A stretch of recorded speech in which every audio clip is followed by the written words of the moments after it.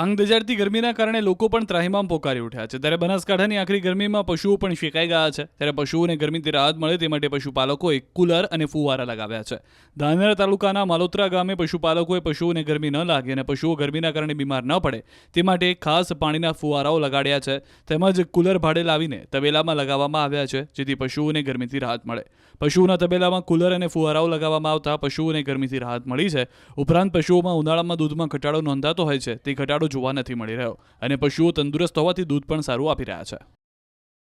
ત્યારે અત્યારે અમે આવ્યા છીએ એક એવા તબેલામાં કે જે તબેલામાં પશુઓને ગરમી ના લાગે તેની ખાસ વ્યવસ્થા કરવામાં આવી છે। આપને દ્રશ્યમાં બતાવીશ કે એક કુલર લગાવવામાં આવ્યું છે અને આ કુલરમાં આપ દ્રશ્યમાં જોઈ શકો છો કે પશુઓને ગરમી ન લાગે, ઢોર ઢાંખરને ગરમી ન લાગે તે માટે એક સ્પેશિયલ કુલર અહીંયા લગાવવામાં આવ્યું છે। કુલર ઉપરાંત આ જે તબેલો છે તે તબેલામાં એક સ્પીકર એટલે કે ફુવારાઓ લગાવવામાં આવ્યા છે અને ફુવારાઓ દ્વારા ગરમીના સમયે આ જે ઢોર ઢાંખર છે તેમનું ટેમ્પરેચર નોર્મલ રહે તે માટે આ ફુવારાઓ લગાવવામાં આવ્યા છે। અને અત્યારે તમે જોઈ શકો છો કે જે આ ભેંસ છે તે ભેંસ પર ફુવારા લગાવવામાં આવ્યા છે અને અત્યારે અહીંયાનું જે ટેમ્પરેચર છે તે બહુ ઓછું જોવા મળી રહ્યું છે, કારણ કે એક તરફ કુલર ચાલુ છે, બીજી તરફ અહીંયા ફુવારાઓ પણ લગાવવામાં આવ્યા છે અને આમ ગરમીથી પશુઓને કોઈ બીમારી ના થાય અને પશુઓ બીમાર ન થાય અને પશુઓ રેગ્યુલર દૂધ આપતા રહે તે માટે ખેડૂતો દ્વારા પશુઓની સાર સંભાળ રાખવામાં આવી રહી છે।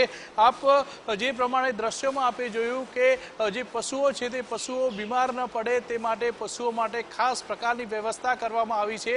બનાસકાંઠા જિલ્લાનો ધાનેરા તાલુકાનો જે ગ્રામીણ વિસ્તાર છે તે દેશમાં સૌથી વધુ દૂધ ઉત્પાદન કરતો વિસ્તાર છે અને આ વિસ્તારના લોકો પશુઓ માટે પશુઓને ગરમીથી બચાવવા માટે ખાસ વ્યવસ્થા પણ પૂરી પાડી રહ્યા છે। બનાસકાંઠામાં આપણે બહુ ગરમી પડે, 40 થી 45 ડિગ્રી ગરમી પડે એટલે પશુઓનેથી આસાન થતી નથી ગરમી। માણસો તો એસીનો સહારા લીધા, પંખાના સહારા લીધા, પશુઓમાં બધી બીમારી આવી છે। 3-4 દિવસથી ગરમી બહુ હતી એટલે બીમાર પડવા વળગ્યા, એટલે તરત જ અમે કુલરની વ્યવસ્થા કરાવી અને ફુવારાની વ્યવસ્થા કરી।